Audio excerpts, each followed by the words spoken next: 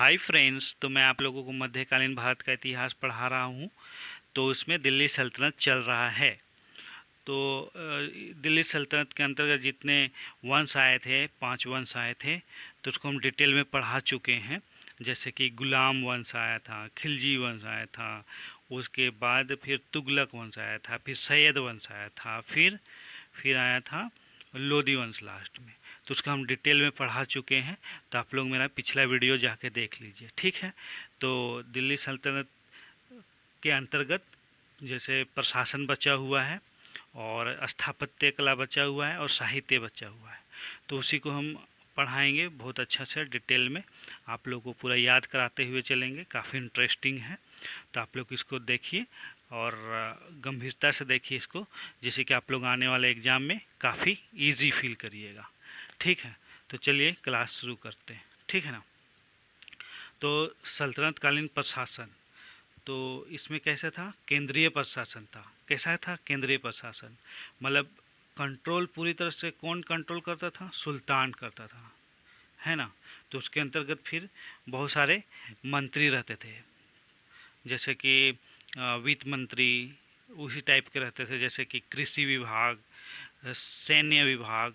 तो कैसे कैसे बटा हुआ था उसी को हम लोग पढ़ेंगे, ठीक है। तो केंद्रीय प्रशासन में जो सबसे हेड रहता था, कौन रहता था, सुल्तान रहता था, ठीक है ना। तो उसका शासन चलाने या प्रशासन चलाने के लिए उसको विशेष विशेष ऑफिसर या अधिकारी या मंत्री लोग को रखना पड़ता था। तो जो मंत्री परिषद था सुल्तान का, उसको क्या बोला जाता था, तुर्क भाषा में या फारसी भाषा में मजलिस ए खलवत, क्या बोला जाता था, मजलिस ए खलवत, ठीक है। तो क्या क्या था उसमें, रैंकिंग या ऑफिसर कैसे कैसे थे, तो उसी को इसमें देखेंगे, ठीक है। पहला क्या है, वजीर। क्या है वजीर, और ये किसके समतुल्य था, जैसे अभी प्रधानमंत्री है ना, तो उनके जैसे था। और जैसे वित्त मंत्री है उनके जैसा, ठीक है। इसको दीवाने वजारत भी बोलते हैं, क्या, दीवाने वजारत भी बोलते हैं, ठीक है। और सेकंड क्या रहता है, इसको बढ़िया से देखिए, अच्छा से देखिए, कहीं किसी से क्वेश्चन पूछेंगे। अब दूसरा, दीवाने रसातल। क्या, दीवाने रसातल, ये कैसा था, विदेश विभाग था। जैसे कि अभी विदेश मंत्री लोग रहते हैं ना, तो वैसे ही ये विदेशी विभाग था। कौन, दीवाने रसातल। मतलब विदेश में जितना भी काम होता था तो उसको ये लोग देखता था, ये मंत्री लोग। अब आगे देखते हैं, सद्र उस सुदूर।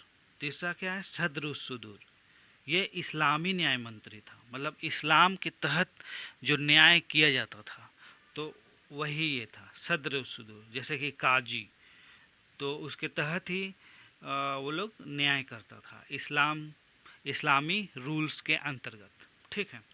अब आगे देखते हैं, चौथा है दीवाने इंसा। क्या, दीवाने इंसा, यह शाही सचिवालय, क्या, शाही सचिवालय था, ठीक है। ये दीवाने इंसा कहीं कहीं हम पत्राचार भी पढ़े हुए हैं, तो आप लोग उसको देख लीजिएगा, ठीक है। जैसे दीवाने इंसा क्या है, शाही सचिवालय, ठीक है। अब पांचवा नंबर का क्या था, दीवाने अर्ज। क्या है ये, रक्षा मंत्री है, क्या है, रक्षा मंत्री। और छठा क्या है, काजी उल कुजात, ठीक है। ये क्या है, न्याय मंत्री है, ठीक है, न्याय मंत्री। मतलब जितना भी न्याय करना रहता था वो काजी उल कुजात करता था। और रक्षा का बात होता था तो दीवाने अर्ज, मतलब सैन्य विभाग, समझ रहे ना, डिफेंस मिनिस्टर जैसा। और आगे देखते हैं, बरीद मुमालिक। ये क्या है, गुप्तचर विभाग।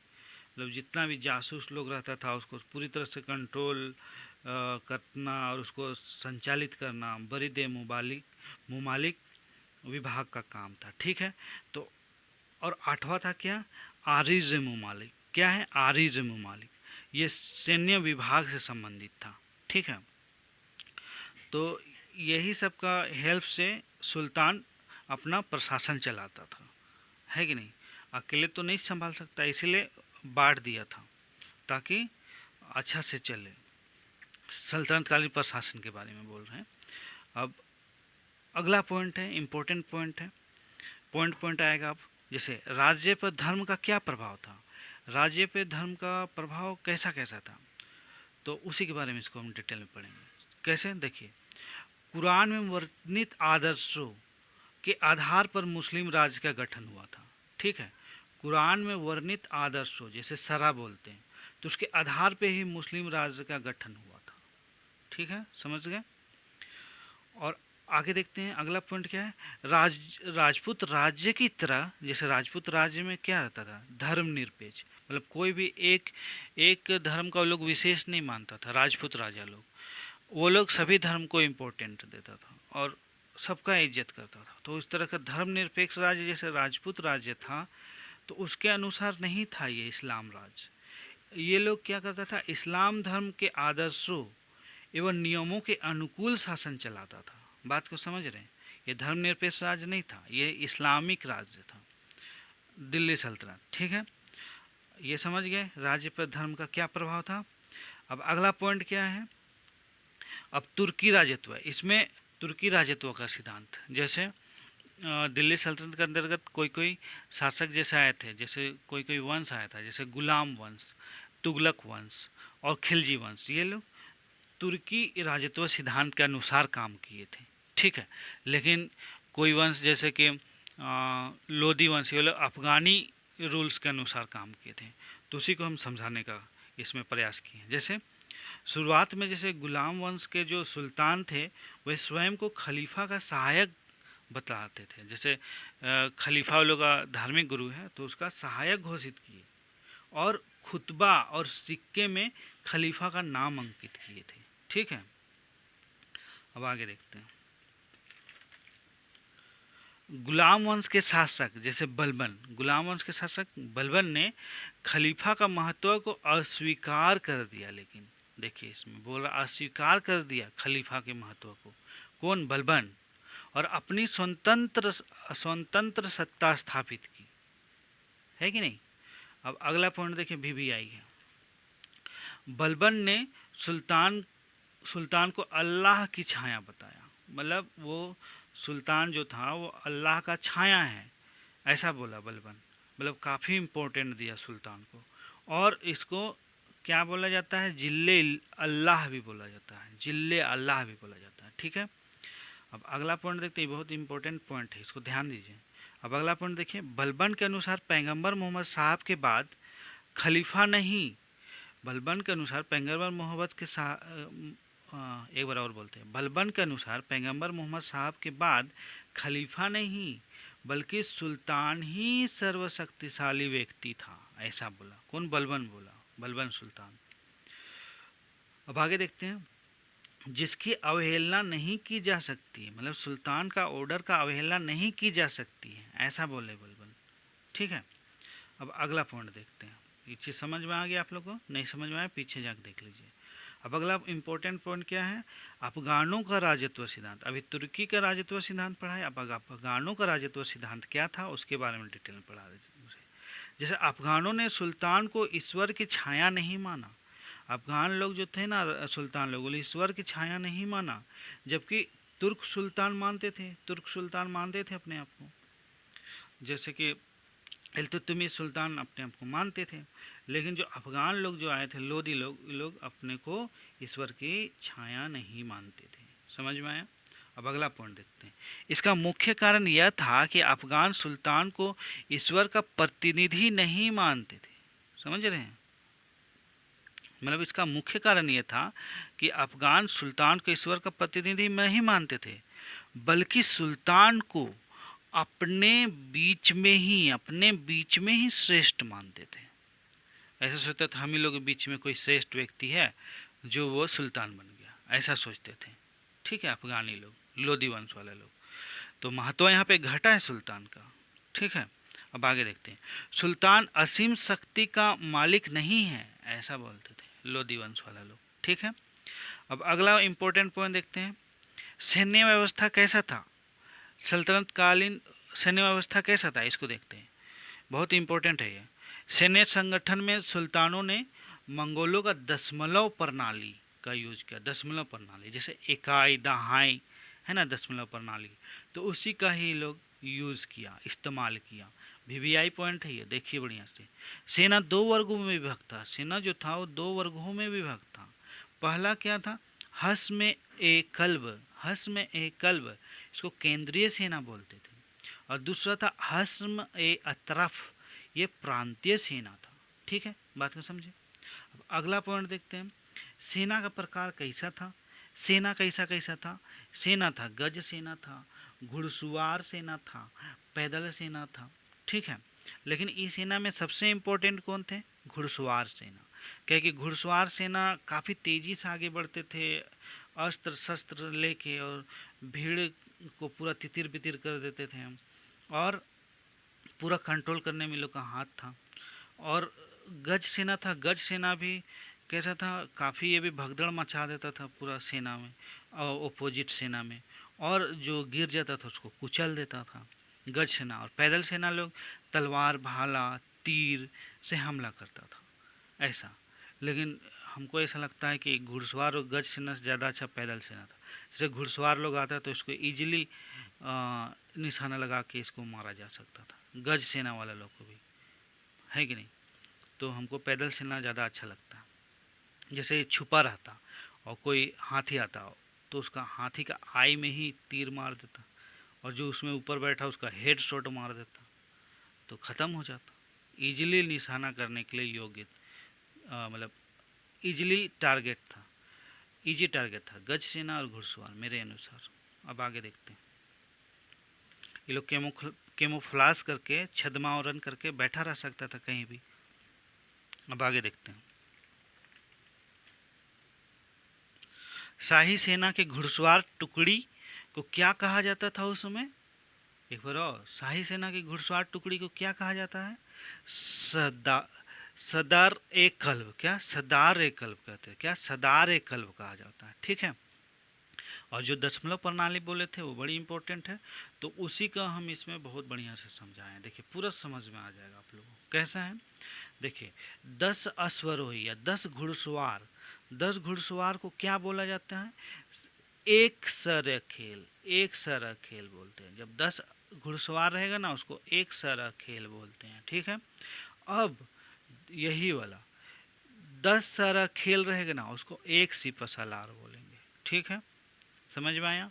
अब ये 10 सिपह सलार है ना उसको एक अमीर कहेंगे। ठीक है, और एक जो एक अमीर है, अब यहाँ आगे बढ़ के 10 अमीर हो जाएगा तो उसको एक मलिक कहेंगे, और जब 10 मलिक हो जाएगा तो उसको एक खान कहेंगे, जब 10 खान हो जाएगा तो एक सुल्तान कहेंगे। बात को समझ रहे हैं, मतलब सुल्तान के बाद खान लोग था, तो काफ़ी इम्पोर्टेंट ये ओहदा है या पोस्ट है।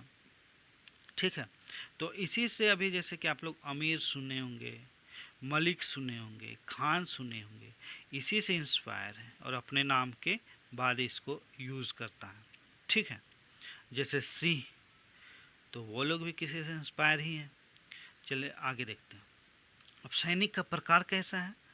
ठीक है, सैनिक का प्रकार कैसा है, जैसे वो लोग का भर्ती कैसा होता था, कौन कौन कहाँ कहाँ से सैनिक लोग आता था, उसी को इसमें डिटेल में बताने का हम कोशिश किए। चलिए देखते हैं। ठीक है, सुल्तान के सैनिक के रूप में जो सुल्तान थे ना, डायरेक्ट जो भर्ती लेता था सुल्तान, तो उस सुल्तान के सैनिक रहते थे। ठीक है, सैनिक लोग को भर्ती कराने में सुल्तान का इसमें अहम भूमिका होता था। ठीक है, और ये सुल्तान के सैनिक कहलाते थे। और दूसरा था जैसे इख्तेदार, इख्तेदार सूबेदार या सरदार जो थे, तो वो लोग भी अपना सेना रखते थे, छोटे छोटे सेना रखते थे। जैसे छोटे छोटे शासक द्वारा सुल्तान के अधीन थे ये लोग। एक बार और बोलते हैं। ठीक है, इख्तेदारों के द्वारा जो छोटे छोटे सेना का टुकड़ी रखा जाता था, तो उसके तहत भी एक सेना होता था। ठीक है, तो ये लोग मदद करता था सुल्तान का, जब भी युद्ध होता था अपना सेना देता था सुल्तान को युद्ध में।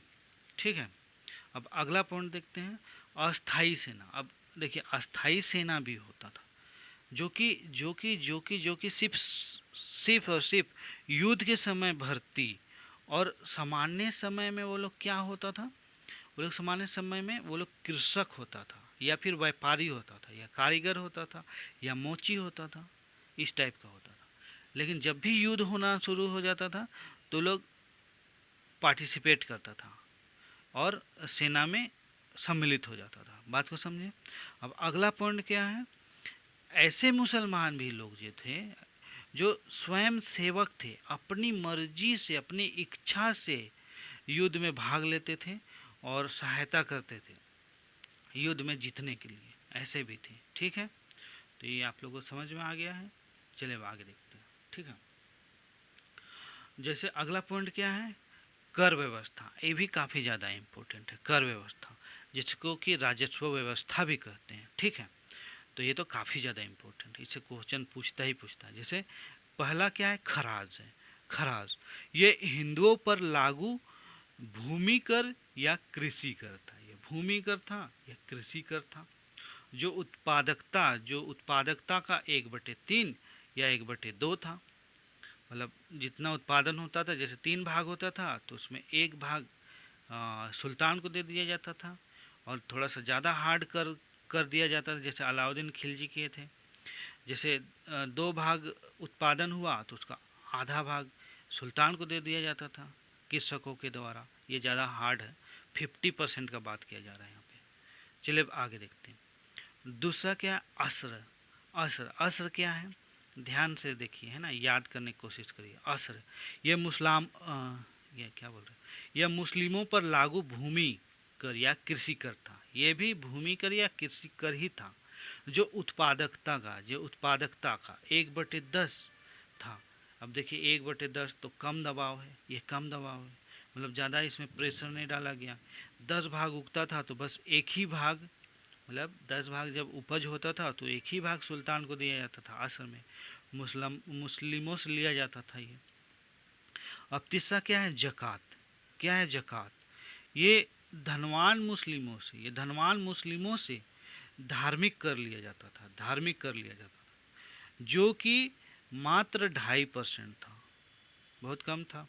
जैसे 40 भाग वो लोग पास मान लीजिए कोई चीज़ हुआ, धन है या उपज हुआ, तो उसका मात्र एक भाग ही लिया जाता था। ठीक है, तो इस तरह से ये काफ़ी सॉफ्ट कर है, ज़्यादा हार्ड कर नहीं है, 2.5% ओनली। अब आगे देखते हैं। अब जजिया कर, चौथा क्या है, जजिया कर। यह गैर मुसलमानों से लिया जाता था, मतलब कि हिंदुओं से लिया जाने वाला कर था।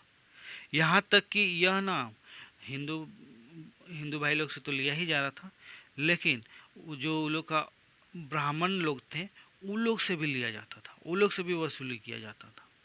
तो अजब ही है, मतलब काफ़ी हार्ड है ये।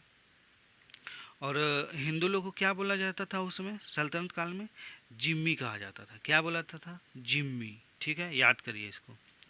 अब अगला पॉइंट देखते हैं, खुम्स। खुम्स कर क्या है, मतलब खुम्स टैक्स क्या है, ये देखते हैं। यह युद्ध में लूटे गए माल पर लगने वाला कर था। जैसे सैनिक लोग कहीं पे हमला करता था और वहाँ से धन लूटता था, तो उसमें कुछ भाग सुल्तान को देना जरूरी था, बाकी अपने पास रख लो, इस टाइप का। तो खुम्स टैक्स या खुम्स कर ये था। ठीक है, और इसमें 1/5 भाग शाही खजाना को तथा 4/5 भाग सैनिकों को जाता था। बात को समझे ना, 5 भाग होता था तो 1 भाग सुल्तान को दे देता था, बाकी भाग सैनिक रख लेता था। उसी का यहाँ पे है ना। अब आगे देखते, इसके अलावा भी कुछ कुछ कर था।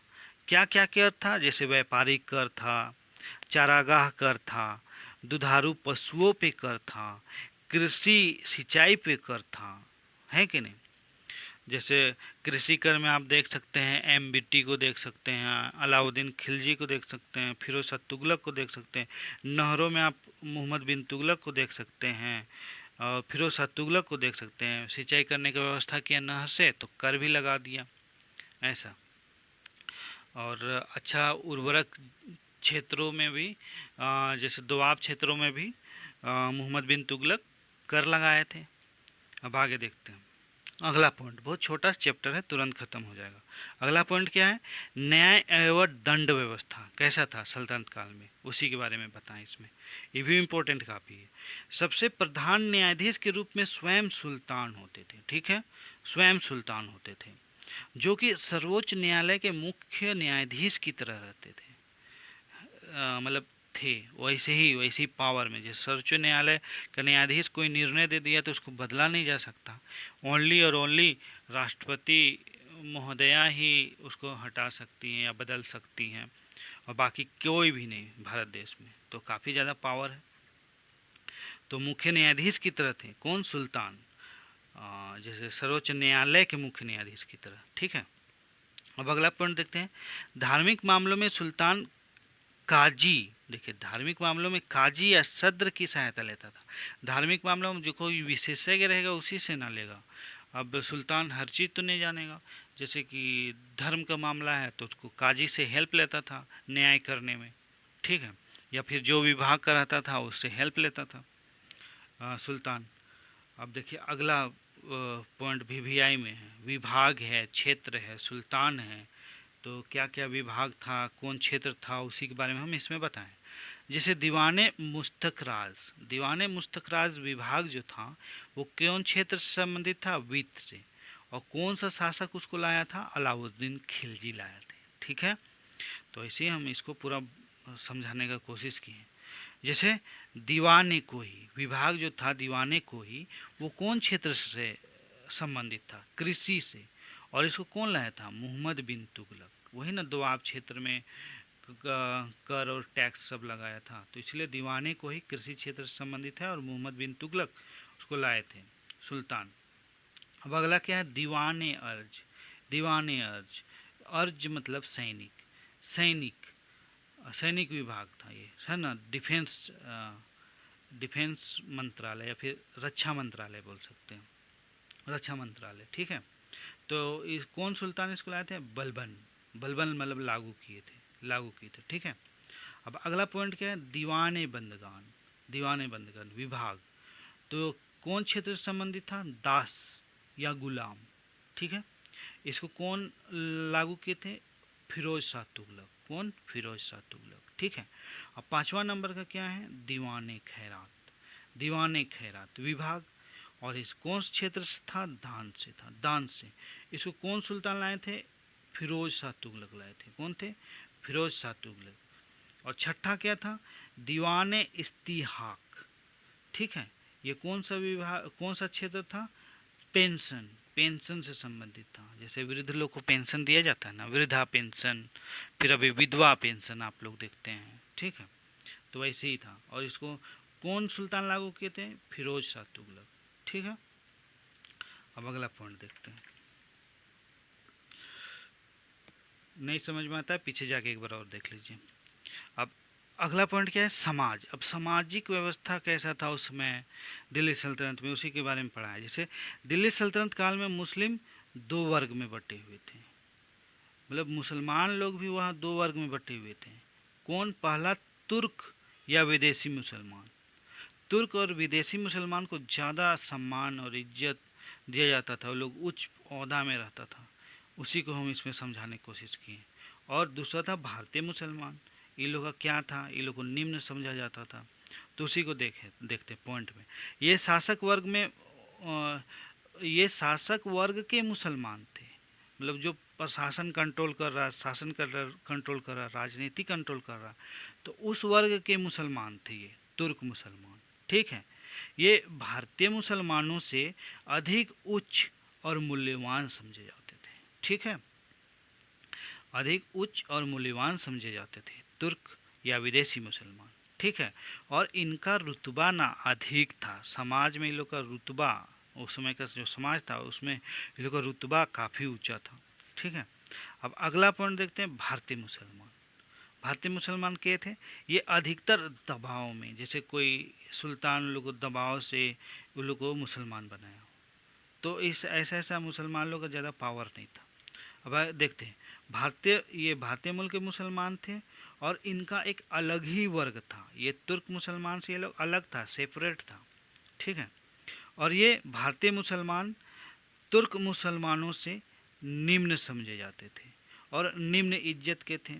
उनका रुतबा भी समाज में कम था, उनका रुतबा भी समाज में कम था। ठीक है, जहाँ जहाँ पॉइंट करना इम्पोर्टेंट है देखते जाइए। ठीक है, और अगर मेरा स्टडी आप लोग को अच्छा लगता है, मेरा टीचिंग स्टाइल, तो लाइक, सब्सक्राइब एंड शेयर करिए। ओके भाई लोग, अपने प्यारे भाई, अपने प्यारे मित्र का सपोर्ट करिए, सहयोग करिए, ठीक है। अब आगे देखते हैं, ताकि आप लोग के लिए और अच्छा अच्छा वीडियो लाए, एजुकेशनल वीडियो लाए, ज्ञान और नॉलेज से भरा हुआ, ठीक है। इससे हमको उत्साह मिलेगा और ज़्यादा हम वीडियो बनाएंगे, हर सब्जेक्ट का बनाने का कोशिश करेंगे, ठीक है। और ऐसे तो हम चाह ही रहे हैं। अब आगे देखते हैं, मुस्लिम समाज शिया सुन्नी वर्ग में बटे हुए थे। क्या, देखिए यहाँ पे बहुत इंपॉर्टेंट बात है, मुस्लिम समाज जो था ना, शिया और सुन्नी वर्ग में बटे हुए थे, ठीक है। और दिल्ली के सुल्तान अधिकतर सुन्नी मतावलंबी के थे, सुन्नी मतावलंबी के थे। और सिर्फ यहाँ पे एक्सेप्शन केस आ रहा है, सिर्फ और सिर्फ सैयद वंश के जो सुल्तान थे वो शिया मतावलंबी थे, ठीक है, शिया मतावलंबी थे, ठीक है। ये बहुत इंपॉर्टेंट पॉइंट है, ठीक है। अगला पॉइंट देखते हैं, पैगंबर हजरत मोहम्मद साहब जी को मानने वाले, ठीक है, ये बहुत इंपॉर्टेंट बात बता रहे, पैगंबर हजरत मोहम्मद साहब जी को मानने वाले सुन्नी कहलाते थे। और उनके दामाद जब पैगंबर हजरत मोहम्मद साहब के जो दामाद थे, अली थे, उनको मानने वाले क्या कहलाते थे, शिया मतावलंबी कहलाते थे, ठीक है। अभी भी आप मुस्लिम समाज में देखते हैं होंगे सुन्नी और शिया, ठीक है। अब आगे देखते हैं, वीवीआई पॉइंट में, हजरत मोहम्मद साहब की प्यारी पुत्री, जो उनकी प्यारी पुत्री थी, प्यारी पुत्री, उनका नाम फातिमा था। तो वही फातिमा का विवाह हुआ था अली से, ठीक है। और और यहाँ पे थोड़ा सा जानकारी दिए हैं पैगंबर मोहम्मद साहब के बारे में। पैगंबर हजरत मोहम्मद साहब की पत्नी का नाम क्या था, खादिजा था, ठीक है, ताकि आप लोग को याद रहे इसलिए बता रहे हैं, खादिजा बेगम। और और उनकी माता, हजरत मोहम्मद साहब की माता का नाम क्या था, अमीना था, ठीक है। इसको हम पढ़ाएं, आप जाके पीछे देख सकते हैं, बहुत डिटेल में पढ़ाएं इसको, ठीक है। माता का नाम अमीना था और पिता का नाम क्या था, अब्दुल्ला था, ठीक है। अब आगे देखते हैं, अब ज़्यादा नहीं, तुरंत ख़त्म हो जाएगा। अब देखते हैं हिंदू समाज की स्थिति। हिंदू समाज की स्थिति उस समय क्या था, हिंदू समाज ऊंच नीच वर्ग में बटे हुए थे और काफ़ी इसमें चरम स्थिति था, ऊंच है कोई नीच है, और ये बहुत दुख की बात था और काफ़ी अच्छा नहीं था उस समय। जैसे कि अभी भी देख सकते हैं कि हम लोग का जो हिंदू समाज है वो ऊंच नीच में बटा हुआ है। जैसे कोई अपने आप को काफ़ी ऊंच समझता है, किसी को वो लोग नीचा समझता है, कोई कोई लोग ऐसा, अभी ऐसा कोई कोई लोग का मानसिकता है। बाकी बहुत कोई सुधर भी गए, बहुत कोई अपने आप को अपडेट कर लिया समय के साथ, ठीक है। तो इसी में हम अपना कुछ बात लिखें। जैसे दुख की बात है कि कोई कोई अभी भी अपने को बहुत ऊंच इंसान मानते हैं और दूसरे को बहुत निम्न इंसान मानते हैं, कोई कोई, ठीक है, जो कि एकदम गलत है, जो कि एकदम गलत है। और उनको ज्ञान की कमी है, उनको ज्ञान बढ़ाने की ज़रूरत है। क्यों, क्योंकि सभी मनुष्य एक हैं, ठीक है, बस अलग अलग जाति में जन्म के समय से बैठे हैं। जैसे आप जन्म लिए, कहाँ जन्म लेंगे कोई थोड़ी जानता है, जन्म लिया लेकिन उस समय से जाति में बढ़ गया, तो इस तरह से कैसे बंटवारा हो गया वो समझ रहे हैं। और आपस में देखिए, और हम अपना बात बोल रहे हैं कि हम लोग को आपस में मेलजोल रखना चाहिए, प्रेम भाव रखना चाहिए और अपना कर्तव्य निर्वाह करना चाहिए। जैसे विकसित राष्ट्र बनाने में, भारत को एक विकसित राष्ट्र बनाने में अपनी भूमिका अच्छा से निभाना चाहिए, अच्छा से निर्वाह करना चाहिए। क्यों, क्योंकि आप एक बुद्धिमान योद्धा हैं, आप एक बुद्धिमान योद्धा हैं और आप भारत माँ का बहुत अच्छे पुत्र पुत्रियाँ हैं। तो इसीलिए इस चीज़ को समझिए बढ़िया से, हम ये बोलना चाह रहे हैं, ठीक है। अब अगला पॉइंट देखते हैं, अगला पॉइंट मतलब ऊंच नीच का भाव हटाइए, अपना ड्यूटी दीजिए 100% और प्रेम भाव लाइए, ठीक है। और भारत देश को नंबर 1 बनाने में आप लोग मदद करिए। जैसे अभी आप लोग सुन ही रहे हैं, 5वां अर्थव्यवस्था हम लोग का कंट्री आने वाला है, तो इसको नंबर 1 बनाया जाए, हम ये बोलना चाह रहे हैं, ठीक है। अगला पॉइंट, दासों की स्थिति अच्छी नहीं थी, दासों की स्थिति अच्छी नहीं थी और स्त्रियां जो थी, स्त्री लोग जो थी, महिला लोग, उन लोग का स्थिति और भी खराब था। उन लोग उपभोग की वस्तु समझा जाता था। बताइए बहुत ही गलत बात है। और जैसे इस चीज़ को आपको समझना है तो आप लोग पद्मावत मूवी देख लीजिए, जिसमें कि अलाउद्दीन खिलजी का मूवी है। आप लोग देखिएगा तो आप लोग को समझ जाएगा कि ये पॉइंट क्यों बोला जा रहा है। ठीक है, अब अगला पॉइंट देखते हैं। दिल्ली सल्तनत काल में सिर्फ और सिर्फ एक ही महिला जो थी, रजिया, जो कि सुल्तान पोस्ट में आ पाई थी, जो कि दिल्ली सल्तनत का चरम पोस्ट था। मात्र और मात्र एक ही रजिया सुल्तान ही बन सकी थी, रजिया ही थी जो सुल्तान बन सकी थी, ऐसा बात है। लेकिन उनका भी बाद में हत्या बेरहमी से हो गया, बेरहमी से हत्या कर दिया गया, जो कि काफ़ी शर्मनाक घटना है। ये काफ़ी शर्मनाक घटना है कि जो फीमेल आई थी, जो महिलाएं थी, उनका भी हत्या कर दिया गया बाद में। क्योंकि कोई भी अमीर वर्ग, उलेमा वर्ग लोग नहीं चाहता था कि मेरे ऊपर, हम लोग के ऊपर कोई महिला काम करे और हम लोग उसका ऑर्डर माने। वो लोग इस चीज़ को अपना सम्मान के विपरीत मानता था।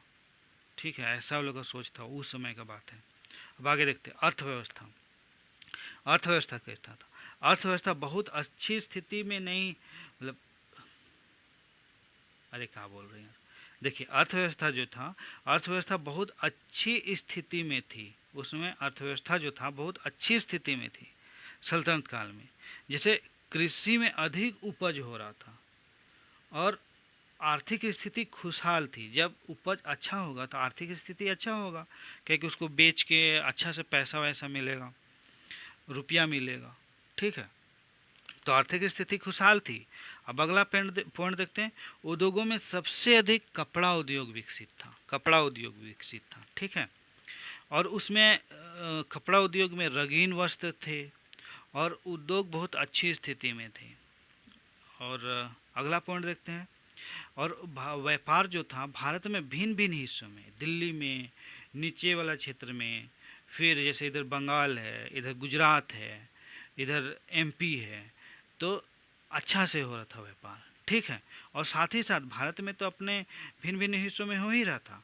और व्यापार मध्य एशिया, जो भारत है उसका इस साइड में है,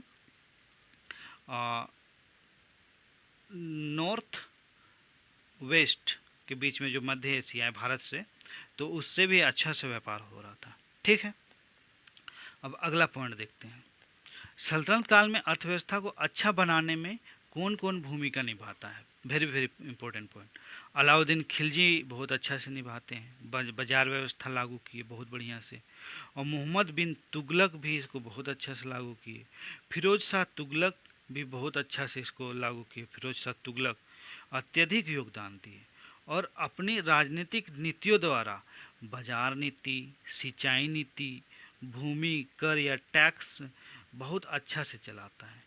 समझ रहे हैं? और भी कुछ कुछ अन्य श्रेष्ठ नीतियों के द्वारा अर्थव्यवस्था को लोग अच्छा बनाने में महती भूमिका निभाता है।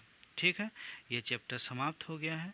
अब क्वेश्चन आंसर है, करते हैं। जो जो पढ़ाए हैं वही क्वेश्चन बनाए हैं, तो आप लोग इसको जवाब दीजिए। ठीक है, जैसे पढ़ेंगे और 5 काउंट करेंगे। ठीक है, तो आप लोग इसको सिलेक्ट कर लीजिएगा अपना। ठीक है, तो अब हम अपना मैकेनिकल पेंसिल का यूज़ करते हैं। चलिए देखते हैं। पहला क्वेश्चन है, सल्तनत कालीन प्रशासन या शासन में मंत्रिपरिषद को क्या कहा जाता था? क्या कहा जाता था? ठीक है, चलिए काउंट कर रहे हैं। अरे पहले ऑप्शन पढ़ोगे ना। पहला ऑप्शन है मजलिस से झलवत, बी है मजलिस से छलवत, और सी है मजलिस से चलबत, और डी है मजलिस से खलबत। ठीक है, अब आप लोग अपना ऑप्शन चुन लीजिए। काउंट करें, 1 2 3 4 5 कर लिया आप लोग। चलिए हम बता देते हैं, इसका आंसर है मजलिस ए खलबत। ठीक है, अब अगला क्वेश्चन है, सल्तनत काल में रक्षा मंत्री विभाग को क्या कहा जाता था या फिर क्या नाम था? आप लोग पढ़ाए थे ना, सल्तनत काल में रक्षा मंत्री विभाग को का क्या नाम था? ठीक है, इसको पढ़ाए थे आप लोग। चलिए, पहला है ए बरीदे मुमालिक, बी है दीवाने अर्ज, सी है दीवाने रसाताल, और डी है दीवाने वजारत। चलिए काउंट कर रहे हूँ, 1 2 3 4 5। चलिए बताइए, रक्षा विभाग आप लोग पढ़ाए थे, बना लिए जी। चलिए बता देते हैं, दीवाने अर्ज, क्या बोलते हैं, दीवाने अर्ज। अब आगे देखते हैं। तीसरा क्वेश्चन है, दिल्ली सल्तनत काल में किस सुल्तान ने सुल्तान को अल्लाह की छाया या जिल्ले अल्लाह कहा? ठीक है, पहला ऑप्शन है अलाउद्दीन खिलजी, दूसरा ऑप्शन है मोहम्मद बिन तुगलक, और सी है बलबन, डी है इब्राहिम लोदी। चलिए, मतलब ए है अलाउद्दीन खिलजी, बी है मोहम्मद बिन तुगलक, सी है बलबन और डी है इब्राहिम लोदी। चलिए, अपना ऑप्शन चुनिए, काउंट करें, 1 2 3 4 5। चुन लीजिए आप लोग। चलिए हम बता देते हैं, बलबन। चौथा है, सल्तनत काल में मुसलमानों से भूमि या कृषि कर लिया जाता था, उसे क्या कहा जाता था? चौथा नंबर का क्वेश्चन। ठीक है, ए है असर, बी है खराज, सी है खुम्स, डी है जकात। चलिए, अपना ऑप्शन चुनिए, काउंट करें, 1 2 3 4 5। चलिए चुन लीजिए। चलिए हम बता देते हैं, असर कहते थे। ठीक है। पांचवा, अलाउद्दीन खिलजी ने एक वित्त विभाग की स्थापना की थी। विभाग का क्या नाम था? ए है दीवाने इस्तिहाक, बी है दीवाने मुस्तकराज, सी है दीवाने बंदगान, डी है दीवाने रसाताल। चलिए काउंट करें, 1 2 3 4 5। चलिए चुन लीजिए अपना ऑप्शन। चलिए हम बता देते हैं। ठीक है, दीवाने मुस्तकराज। ठीक है। अब छठा नंबर का क्वेश्चन है, जो कि लास्ट क्वेश्चन है, और सब क्वेश्चन भी आई है, देख लीजिए। अब छठा क्वेश्चन क्या है? दिल्ली सल्तनत के अधिकतर वंश के सुल्तान सुन्नी मतवलंबी थे, इसको बहुत बढ़िया से पढ़ाए थे। लेकिन सिर्फ एक वंश शिया मतवलंबी के थे। कौन थे? कौन वंश के? तो उसी को बताता है, वे कौन थे उसी को बताना है। चलिए, ए है सैयद वंश, बी है गुलाम वंश, सी है तुगलक वंश, डी है लोधी वंश। चलिए अपना ऑप्शन चुनिए, काउंट कर रहे हैं, 1 2 3 4 5। चलिए बताएं, बना लीजिए आप लोग। चलिए हम बता देते हैं, इसका आंसर क्या है? सैयद वंश। क्या है? सैयद वंश इसका आंसर। ठीक है, तो उम्मीद है आप लोग को काफ़ी अच्छा लगा होगा ये क्लास। तो अगला क्लास क्या है? स्थापत्य और साहित्य, उसका आएगा। ठीक है, क्योंकि क्लास काफ़ी ज़्यादा लंबा हो जाएगा तो अच्छा बात नहीं, इसलिए स्थापत्य मतलब क्या क्या निर्माण किया गया, किसके द्वारा किया गया, जैसे कुतुब मीनार है, हौज खास है, तो उसको बहुत अच्छा से पढ़ाएंगे। और उसके बाद जैसे कौन कौन सा राइटर लोग बुक लिखा, कौन सा सुल्तान अपना आत्मकथा लिखा, तो उसके बारे में डिटेल में पढ़ाएंगे अगला चैप्टर में। ठीक है, तो चलिए बने रहिए इसी तरह से, हमको सपोर्ट करते रहिए और मन लगा के पढ़िए ताकि आप लोग का एग्ज़ाम क्लियर हो। ठीक है, बाय दोस्तों। तो अब आप लोग से विदा लेते हैं। बाय मेरे मित्रों, बाय मेरे भाइयों, बाय।